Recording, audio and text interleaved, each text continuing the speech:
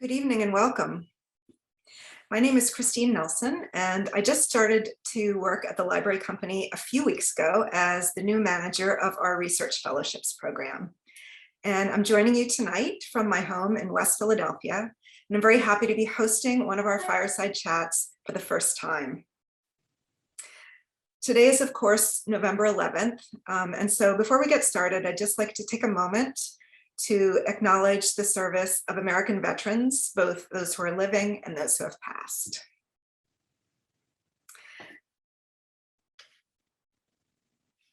As the library company's new fellowships manager, it gives me great pleasure to introduce Dr. Billy Coleman tonight. He was a fellow with us about 8 years ago when he was a doctoral student at University College London. And he came to the library back then to conduct research for his dissertation on music in the American political experience across the 8-decade period beginning in the 1780s. And he developed that research into the book we're going to hear about tonight, Harnessing Harmony, Music, Power, and Politics in the United States, 1788 to 1865. And the book was published by the University of North Carolina Press in 2020. This is one of those rare books that comes with its own soundtrack. You heard a little bit of it while we were waiting to get started tonight.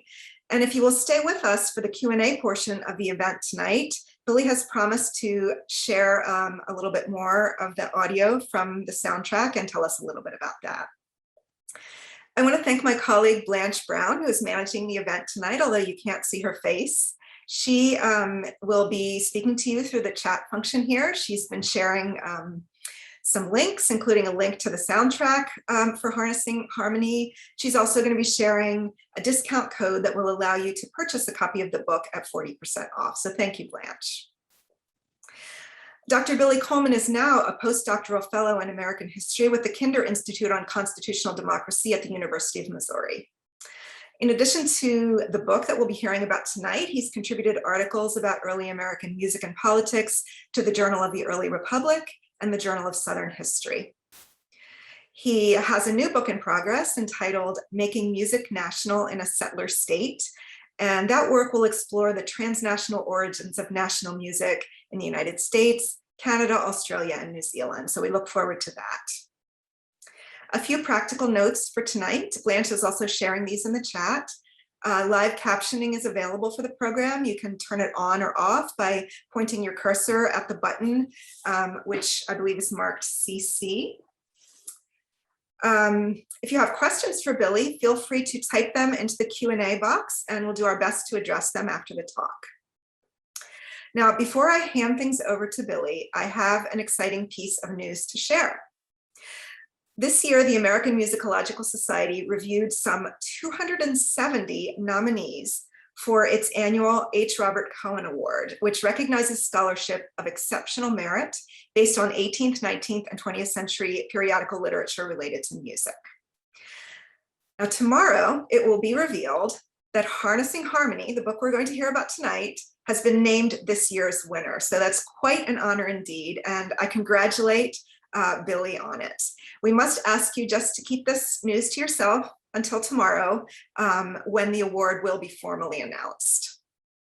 So I'm now very happy to introduce Dr. Billy Coleman, author of the newly award-winning Harnessing Harmony.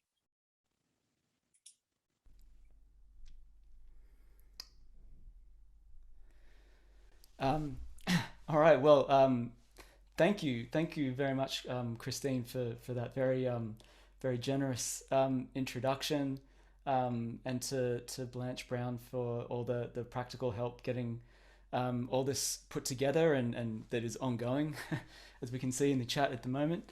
And thanks so much to all of you for coming along. I really appreciate it. My month as a short-term fellow at the library company really did, as I'm sure it does with so many people, make a really enormous difference to the project that turned out to be this book, which hopefully you'll get a sense of now that I will put my PowerPoint up here. There we go. Hopefully you get a sense of that through some of the images that I put up.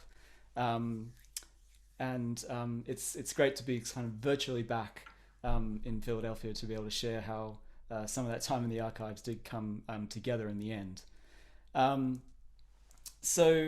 Harnessing Harmony is a book that tells the story of how understandings of musical power in the United States were used to try and shape the development of a popular American political culture from the early national period through to roughly the Civil War. Now, typically, when people think about music and politics broadly, we often first think about protest and resistance. Even sometimes in that kind of framework, we might think about democratization. And we might think about these things because, music is a medium that at least appears to be accessible to anyone, right? Anyone with a voice and a melody and a message. And it's true that, music was used like quite expansively in all of these ways during the Young Republic, right? I mean, with music, you didn't need to be particularly educated or wealthy or enfranchised for it to communicate the sorts of ideas or the sorts of feelings that had the potential to change the world, or contest established power in one way or another, whether it was by the virtue of the actual tones of the music itself, or its lyrics, or through interpretations of how either that music or the lyrics or their combination turned out to affect individuals or groups or one another. But one thing that my book really focuses on is that music was also attractive to Americans during the first few decades of the nation because it had the ability to preserve privilege and power as well. And in fact, this aspect was particularly appealing to post-revolutionary American elites who had just gone through a whole, revolution of change, right? Who had all, just helped create this whole new experiment in Republican government, and who hoped that somehow it would all stay together in spite of the fact that the people for who the Constitution claimed to speak turned out to have all sorts of different ideas about the kind of nation that they actually wanted this new United States to be. So it was a bit like, now that we've successfully revolted against the British Empire, how do we stop our new nation from revolting against itself, right? I mean, revolutionary societies typically don't stop at just one revolution. And early Americans at the time were quite aware of this. And so in this context, the Federalist elites who happened to be in control of the government of the United States at its inception, they were really kind of primed to understand music ideally as a means for facilitating order, the order and unity that they felt was necessary for liberty, right? We need to have order and we need to have unity as this precondition for liberty. And they also saw music as helping their larger project of, improving society, right? This is part of what leaders need to do, is improve society and school its constituents in how to make their nation better and distinct from all those that had come before it. So really, the accessibility of music was very much the point. Music was politically attractive because it could communicate to people of any station, any political persuasion, that a better, more harmonious political community was possible. And the problem, of course, is that just early Americans did not agree on the substance of what that ideal vision of the polity should be. And as it turns out, music could be used to try to harmonize society in support of the visions and goals of established power as easily and sometimes even more easily as it could be wielded to disrupt or challenge it. So I guess before I get too carried away with all these kinds of pronouncements about how music worked, I will kind of just stop and give you a couple illustrative examples to hang your hat on. Before then, going on to focus a bit more specifically on the role that musical organizations played in this process. Focusing actually specifically in part on the Musical Fund Society of Philadelphia, and partly a little bit on the Boston Academy of Music. So the first example here features John Adams. John Adams is admittedly not usually the first person that we tend to think of when it comes to music, but in March of 1796, John Adams had become so frustrated with debates over the Jay Treaty, this sort of diplomatic agreement that worked to effectively ally the United States with Britain rather than France. He became so frustrated with this that he wrote two letters. You can see both of them here. One was to his wife Abigail, and the other was to his son Charles. And both of them detailed how he longed to wield the persuasive powers of music over congressional debates and European politics as well. And in both, you can see that Adams actually transcribes a whole verse about the political power of music that the English poet Alexander Pope had authored way back in 1730 about Amphion. Amphion being this character from Greek myth that Adams claimed to be enamored with, and who is said to have been so convincing a leader that he could assemble the stone wall of Thebes just by the sound of his lyre or his harp. And so Pope put all this a bit more poetically, and you can see this verse there, but I'll read it out for you. And it says that with his harp, Amphion thus bade wild dissension cease, and softened mortals learned the arts of peace. Amphion taught contending kings from various discords to create the music of a well-tuned state. Nor slack nor stram the tender strings, those useful touches to impart, that strikes the subject's answering heart, and the soft silent harmony that springs from sacred union and consent of things. So the verse suggests that a poet-legislator like Amphion, imbued with the eloquence of music, could harmonize the discord of dissenting voices, soften men to the arts of peace, and govern a people who were unified in consenting to the judgment of their leaders.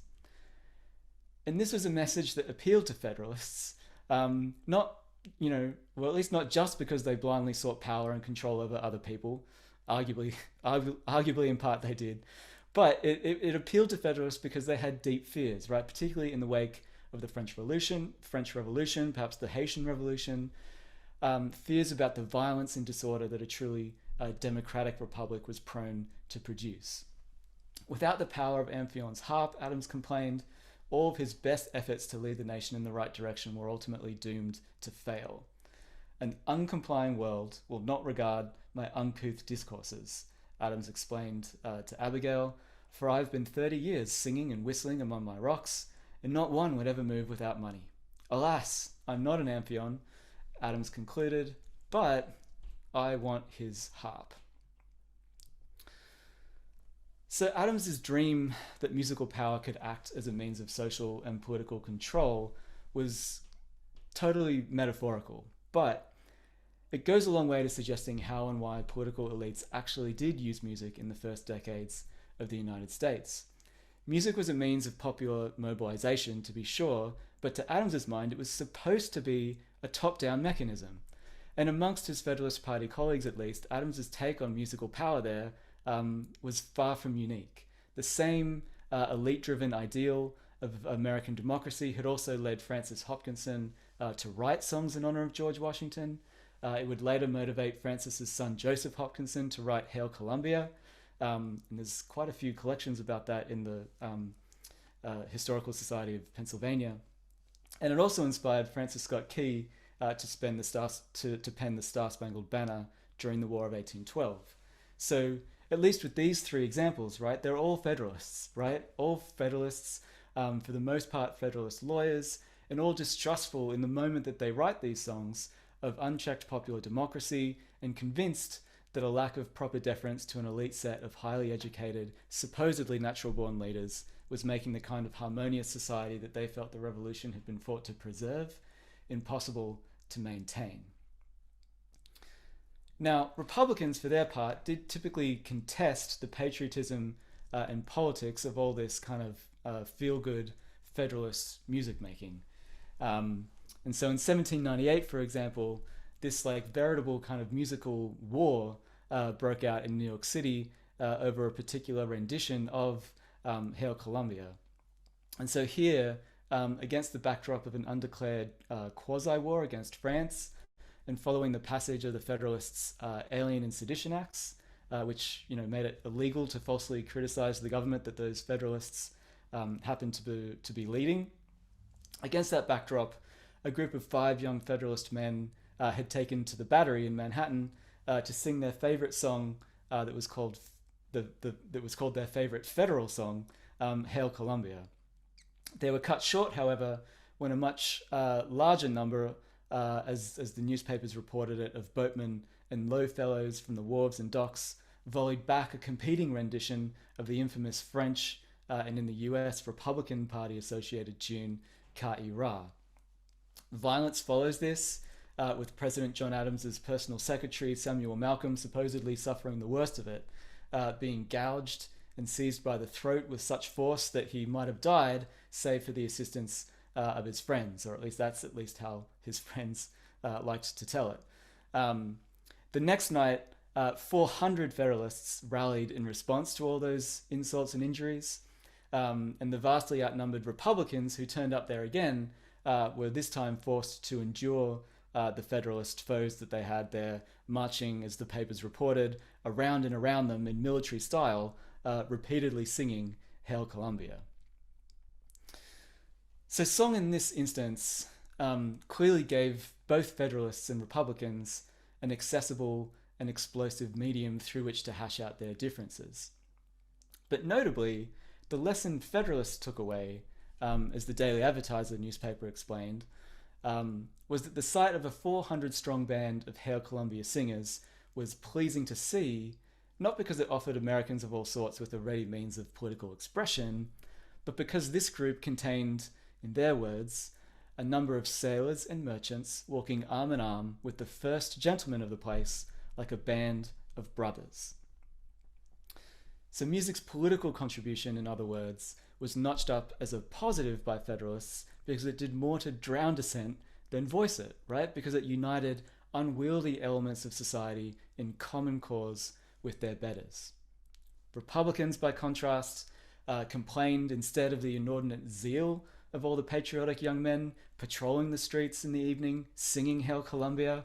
Their incessant serenades, as one paper put it, insulted the citizens and amounted to riotous proceedings that required the active exertions of the civil authority to put down. And here, I think, really, right at that point, at that intersection between these two interpretations, lay the real politics of early American political music. Not in the freedom or the capacity of a people to express themselves, but in the power to determine what that expression meant. A few years later then, after that episode, during now the so-called era of good feelings that followed the War of 1812, Federalist elites, who at that stage had long doubted the decision-making skills of a public that was less educated, refined, and technically capable as themselves, they begin turning to a range of private organizations and associations to try and maintain their influence in the face of declining electoral prospects. For Federalists, who at this stage can no longer easily get elected to public office, private organizations with public purposes, such as musical societies that had at this point long existed expressly to improve the public's musical taste, these kinds of things represented an ideal opportunity for serving what they determined would be a common good on the basis of what was right rather than what was popular. And certainly, the Musical Fund Society of Philadelphia, established in 1820, was designed in the spirit of this broader Federalist effort.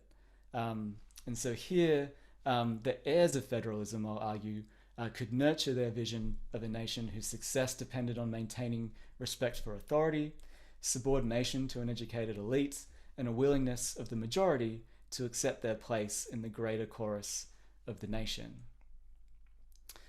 So the stated purpose of the Musical Fund Society of Philadelphia was twofold. First, it was to form a fund, as the constitution that they had put it, for the relief and support of decayed musicians and their families. And then second was to promote the cultivation of skill and diffusion of taste in music. This was an organization and an approach that was closely modeled on British institutions, like the Royal Society of Musicians and the New Musical Fund in London, which similarly orchestrated financial support for the well-being of so-called decayed musicians. And by that term, they just mean musicians that have fallen on hard times or have become elderly or who may have passed away. And they would try and find financial support for them and also arrange cultured concerts for the benefit of the public and contributing members to those organizations. Typically, professional musicians could be members in these organizations, and they would do so by paying an annual subscription fee, in addition to having an ongoing obligation to appear in the society's public performances. So they'd pay some money and they'd like participate in all these shows that they put on. And in return, musical fund societies, buoyed by the subscription fees of non-musician amateurs, as they were called, would effectively agree to provide income protection insurance for the participating musician members and their families. So if they run out of work or they get injured, they would get, I think, $5 a month or so. And then if they passed away, their widow would get a certain amount of money, and they would get a certain amount of money for each of the children that they leave behind. Unlike British musical fund societies, however, the Musical Fund Society of Philadelphia did not officially consider itself a charity, instead emphasizing in its constitution and in its bylaws what they called the mutual benefit its members provided one another in a joint effort towards advancing the art of music in their city. So in other words, this was an organization that saw itself as a means for bringing Americans of numerous different kinds of classes and politics together in support of a common good that benefited the public at large. And that public purpose, I think, is important in the context of musical organizations that are often not considered to be publicly orientated. Because at the same time, as they're doing all this seemingly altruistic work, it is also true that the identities of those who organized the Musical Fund Society of Philadelphia were closely connected to the city's Federalist establishment. In 1824, 4 of the 6 candidates named on the Federalist ticket for election to the Pennsylvania State Assembly from the city of Philadelphia were also prominent members of the Musical Fund Society. Among them was John K. Cain, who you can see on the right side there, a young Federalist lawyer, the founding secretary of the Musical Fund, who had recently at that point finished studying for the bar under the guidance of Joseph Hopkinson, who again had written Hail Columbia. There were 2 other lawyers there who were described in the campaigning materials as good speakers, liberal politicians, and amiable companions. And William Lehman, an older Federalist lawyer.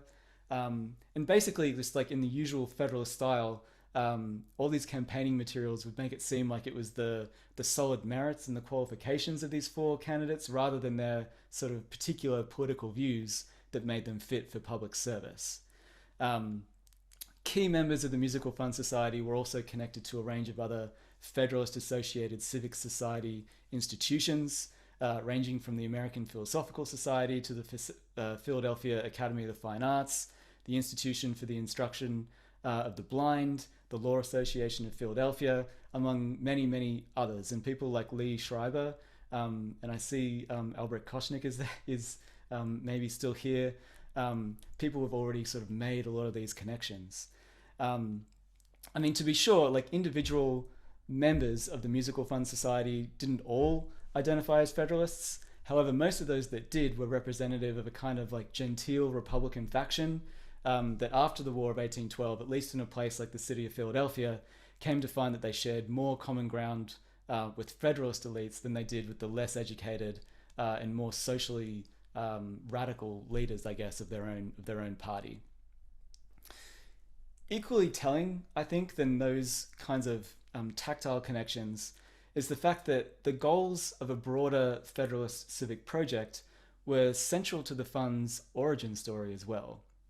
So, as John K. Cain remembered it in his autobiography, the germ, as he put it, of the Musical Fund had been an exclusive quartet party club that met every Saturday to listen to works by Haydn and Mozart, and again, in his words, to boggle over Beethoven, before retiring to eat crackers and cheese and drink porter and homeopathic doses of sloppy hot punch. Um, the group was comprised, these punch drinkers were comprised of about 15 Philadelphian gentlemen, the elite of the time, as Kane described them, who sought not simply to have a good time, but to escape the poor taste and decorum that they felt characterized Philadelphia's music scene. Even at the best concerts, Kane complained, Philadelphian audiences paid hardly any attention to the music at all. Instead, the ladies chatted and laughed in ancient tea party fashion, and gentlemen stood upon the benches with their hats on, or walked around the room to exchange compliments and retell the latest jokes. Accordingly, Kane's proudest personal achievement concerning the musical fund had very little to do with music itself. It was, he says that he was the first committeeman in his autobiography who dared the suggestion and carried it out that gentlemen should be uncovered, that being hatless, and seated, and ladies silent when the music was going on, adding that I was laughed at for imagining such a reform, but one night perfected it without a police officer.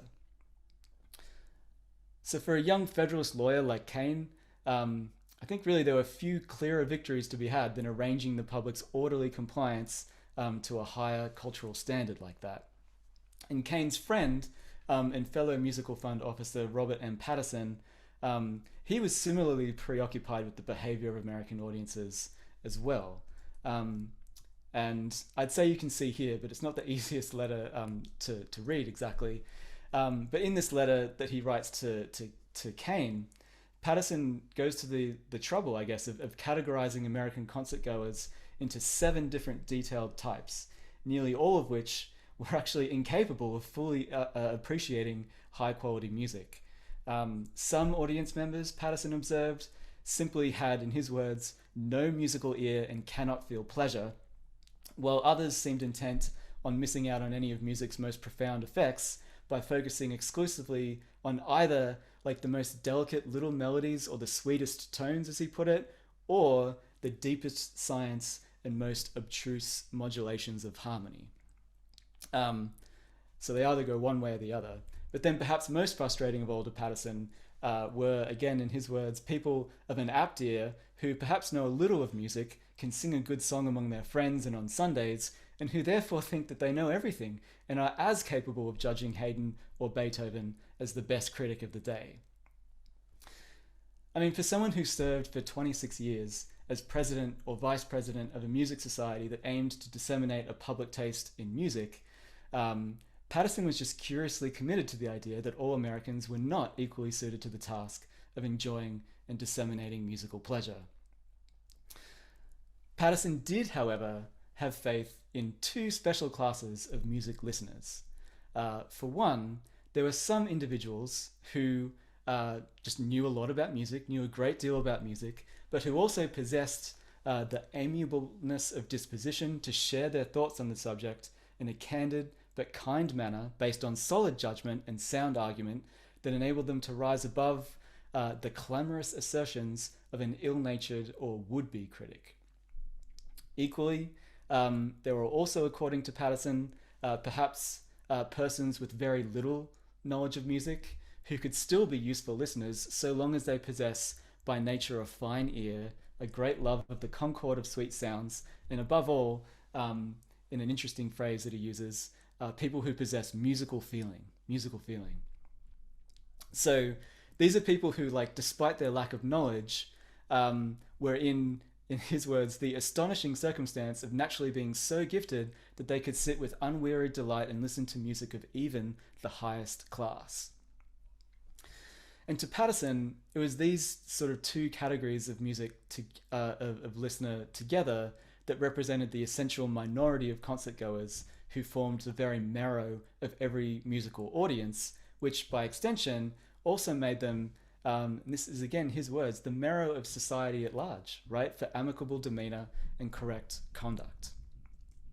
So in some ways then, like, Patterson saw these kinds of music concerts to function as a civilizing space where audiences learnt and displayed the kinds of refined sensibilities that he and his colleagues in the Musical Fund Society most valued.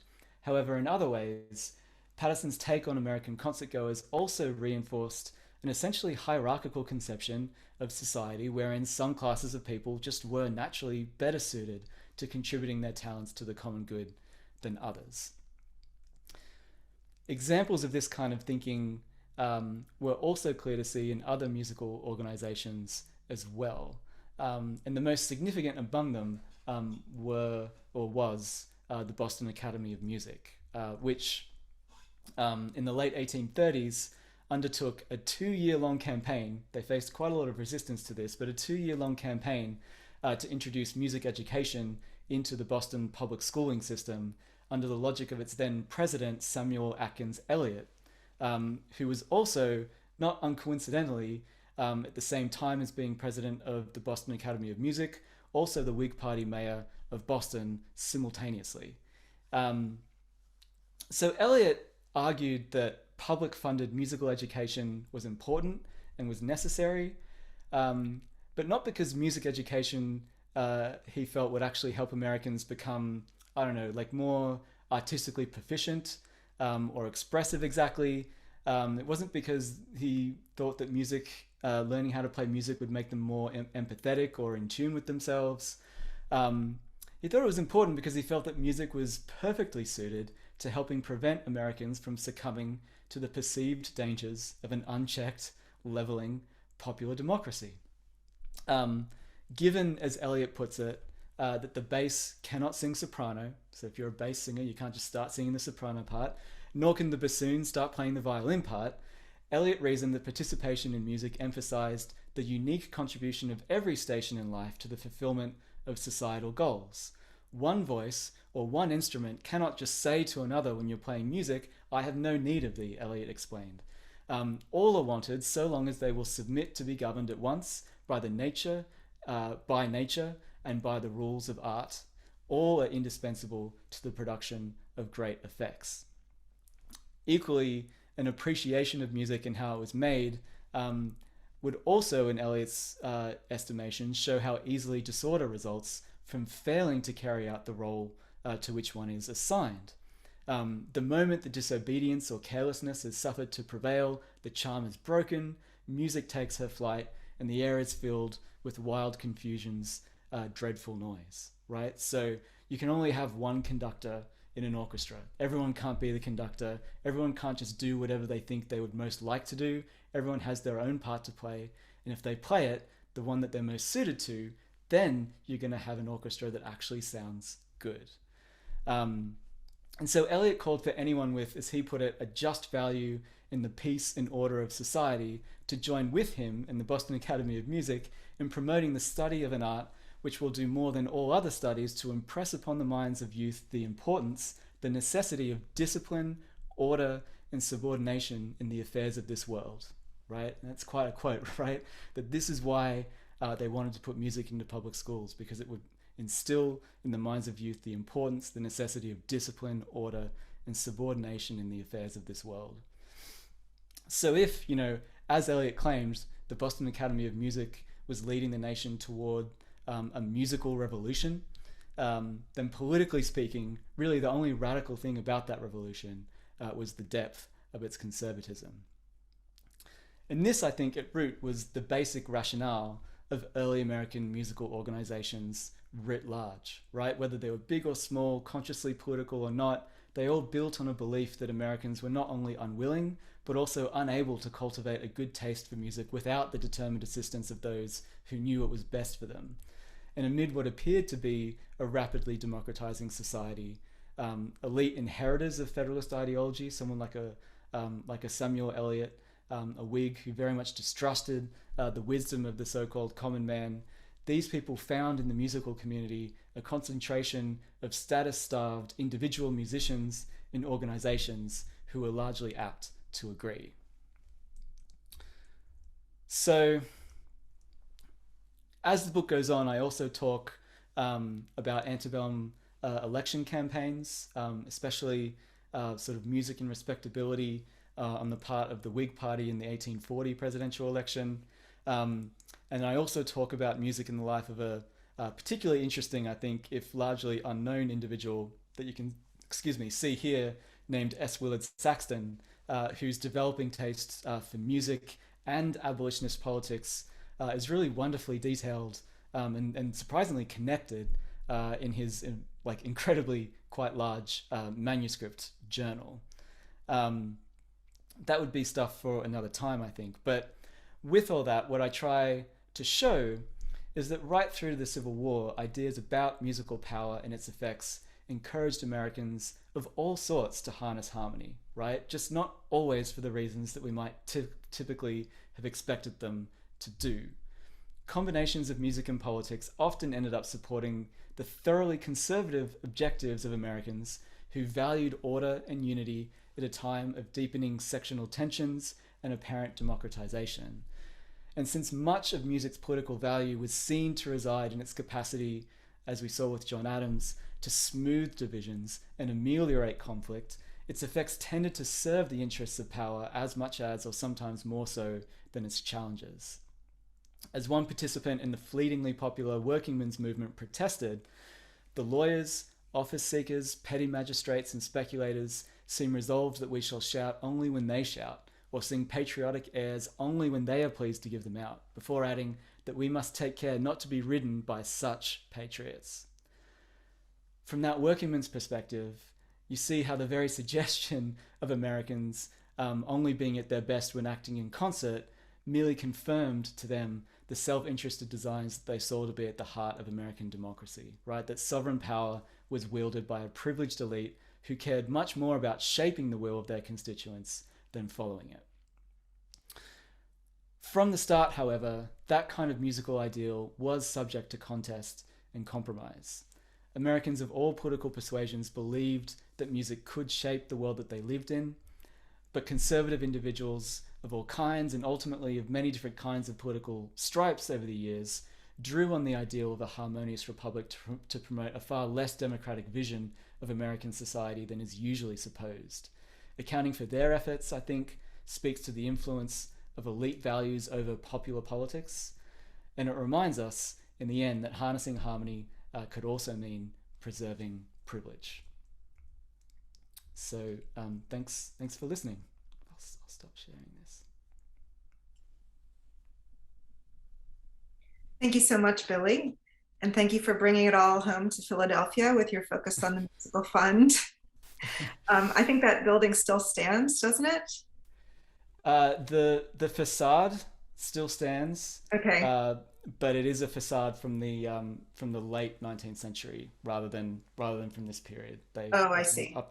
They kind of updated it. But yeah, it's only just down the road on Locust. Yeah. Very close by. Well, I grew up in the 60s and certainly experienced the use of popular music as a tool of protest. And that's, sort of how I thought about it. So it was, just really shocking in a way for me to encounter your argument that in the Young Republic, popular music was wielded by elites as a tool of power. So thank you for your presentation tonight. If anyone has a question, please go ahead and put it in the Q&A. I have one here from Lynn Brooks. What role did music publishing play in this power struggle? Well, quite a bit, I guess. I mean, I guess I'm trying to distinguish between, because there's kind of the music press, which is quite important, and then there is like kind of sheet music publishing, and in some ways they kind of work hand in hand. The music press is quite interesting. All of these musical organizations are more or less held together in a kind of national imagination, to the extent that anything could be, by the music press and by this sort of emergence from around about the 1820s of American-based music periodicals. And one of the things that they do is that they'll just take all these communications from, musical societies and organizations from just everywhere, and they'll just like write in and say what they're doing. And so part of, their mission almost is just to mention all these places and to show that they all exist and to link all these different sort of people who are interested in music together, and then link that to, you know, a bunch of editorials that will sort of emphasize to people why this is important, right? And often for many people, in many of these sort of musical periodicals would be linked to sacred music, and so a lot of these would be like sort of choristers periodicals and things like that. And so there's a lot of like religious overtones there, but also just lots of political overtones as well. I mean, they really do see themselves as like unifiers in a nation that is prone to division, if not sectionalism, over the years, and they'll have you know, editorials trying to, you know, make the point that you know, here's someone who wrote in from the South saying that they listened to this song from the North, even though it was about abolition, but they still liked it because they could, you know, just judge the music on its own merits or something like that. And they just sort of saw that as like, ah, yes, like that's what music can do. We can just like judge like the thing itself and not let like politics or something kind of like mar. Yeah. So, you know, it is a very, you know, moderate middle road kind of politics there that they're trying to do, but you know, that was the kind of unity ticket, right? And that's what, you know, a lot of these musical press kind of things would do. And then I guess when it comes to sheet music, you could see like the Benjamin Carr thing, sheet music that I had in the slides. That would contribute to the extent that, you know, Federalists would claim that this was just a patriotic song and not a partisan song. Republicans would argue that this was very much a partisan song, obviously, according to them. And they could, you know, point to Benjamin Carr's sheet music, because the sheet music, if you think about it and if you look at it, is not just like notes on a page, right? It's a whole piece of like material evidence. And, you know, one of the most obvious things in that particular example that I had up before is that at the top of the page is like an image of John Adams, right? Like the, not just, you know, the emblem of like the presidential seal that we're just like singing to how great presidents are in general, but no, it's actually to like this specific president. And, you know, Benjamin Carr had his own Federalist kind of sympathies. And so, you know, sometimes, you know, music publishing could link in that way. And, you know, obviously music publishers are, you know, trying to make a profit. And one of the interesting things about someone like Benjamin Carr, who, you know, in that early period, music publishers and like composers and musicians were often one and the same. And Benjamin Carr was a part of the Musical Fund Society, but he was very sanguine about how useful it would be.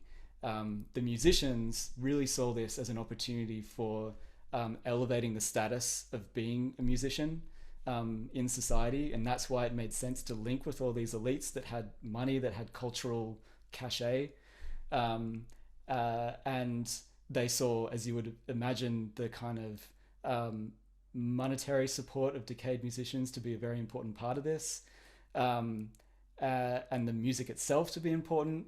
But a lot of the amateurs would just talk about all this stuff about, you know, shaping the audiences and shaping the culture around the music.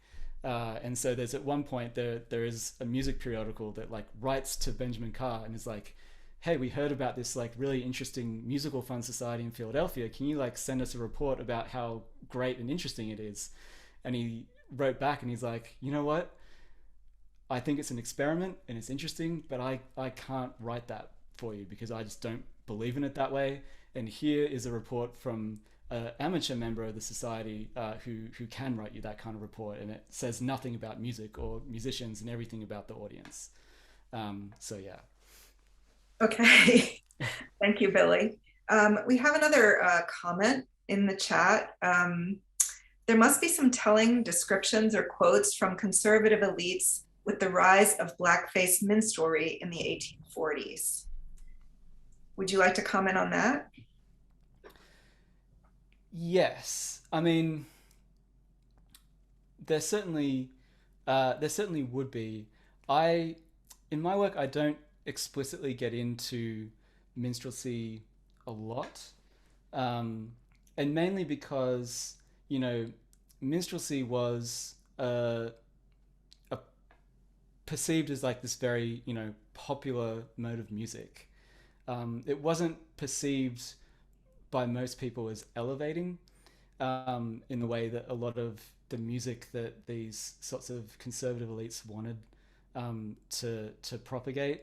And so, they don't really get involved in trying to make blackface minstrelsy into a kind of national music.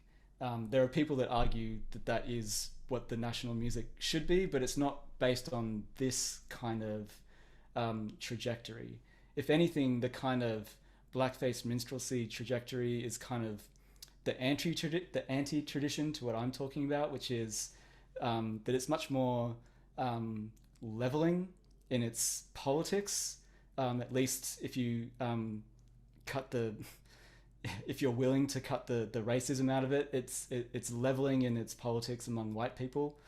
And in that sense, it's like, we can turn the tables on our betters, and an ordinary person is important, and we should pay attention to what they think. And the elites of society aren't all that. And elites don't really sort of bother necessarily to just say that it's awful. But in part just because it's such a huge, like, it'd be like just making the argument. I mean, people do, but it would be like just saying that popular music is awful, which is maybe the case for some tastes. But yeah, hopefully that answers your question a little bit. Thank you. Well, we have a few more minutes, so I did want to ask you, talk to you a little bit about the soundtrack that accompanies your book. So in your presentation tonight, you described very, very effectively a kind of collective singing of Hopkinson's Hail Columbia. And so when I turned to your soundtrack, I was expecting to hear period music. I was expecting to hear, something that would have sounded as it sounded to people of the time. And I encountered something very different when I fired up the soundtrack on Spotify. We talked earlier about how we both have our electric guitars behind us tonight. We have ours here and you have yours there. So I encountered something very modern on your soundtrack. So can you talk a little bit about how you made that decision to create new music that is not period music at all as an accompaniment to your book? Yeah, well, I mean, I kind of grew up being in bands and stuff, and so I kind of always knew that I wanted to do something to go with this project, because it seemed like it would have been missing some kind of opportunity to just kind of let it go. And one of the things that I tended to find is that for me, whenever I sort of engaged with music that was trying to recover, I guess, how the music actually sounded at the time, this is, it's an incredibly useful and important endeavor, but it isn't necessarily translating what that music would have felt like or sounded like to people at the time.